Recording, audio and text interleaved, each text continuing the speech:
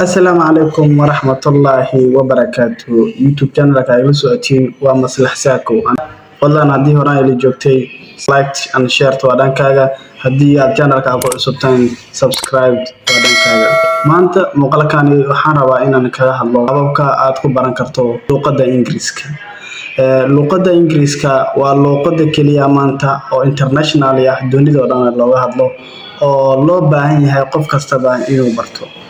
qaababka loo baran karo luqadda Ingiriiska inay tahay mid aad iyo aad runtii ay u fududahay qof walibana uu baran karo. Saan ku bartaa barashada luqadda Ingiriiska. fadlan waxaan ka codsanayaa inaad haddii aad ku cusub tahay channel-kani subscribe taadi saartid.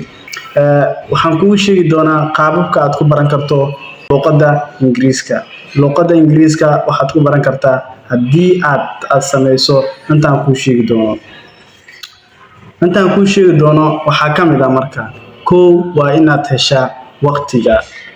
Waqtiga waa sheyga kaliya ee muhiimka ah ee mar waliba uu ku sahlayo inaad barato luqadda Ingiriiska.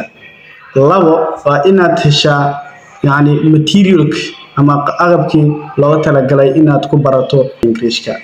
waxaad ku baran kartaa sifooyin kala duwan sida inaad fasal aado, ama sidoo kale waxaad ku baran kartaa in aad buugga iyo qalankaaga soo qaadato meel aad fariisato kadib teleefankaaga aad ka barato. hadda waxaan kuu sheegayaa qaababka aad ugu baran karto teleefankaaga gacanta adigoo gurigaaga joogo iyo adigoo goobtaada shaqo joogto. guriga markaad joogto waxaa inta badan aan ku mashquulnaa waxyaabo maalayacni ah oo waqtiga iskaga luminaa.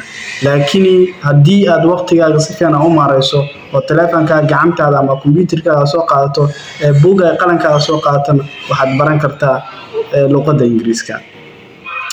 luqadda Ingiriiska sidaa ognahay maanta haddii aad meel waliba aad ka codsanayso waa luqadda kaliya looga hadlo. teleefanka dhexdiisa markaad isticmaalayso waa luqadda essential-ka ama oo u horeyso.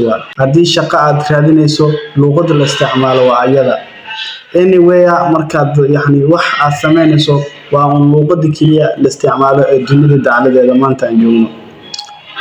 marka walaal adoo raaliya waxaan ku dhiirigelinayaa channel-kan inaad subscribe saarato si ay ku soo gaaraan muuqaalada inta badan aan soo geliyo ee casharada ah ilaa iyo dhammaad. channel-kani waxaad ku heli kartaa casharooyinka ayagoo diyaarsan, waayo casharada aan soo dhigi doono ama casharada haddaba ay ku jiraan channel-ka waa kuwo ay diyaarsan yihiin kaliya lagaaga baahan yahay inaad meel aad fariisato, buugga iyo qalankaagana aad soo qaadato kadib casharkii si fiican aad u socoto.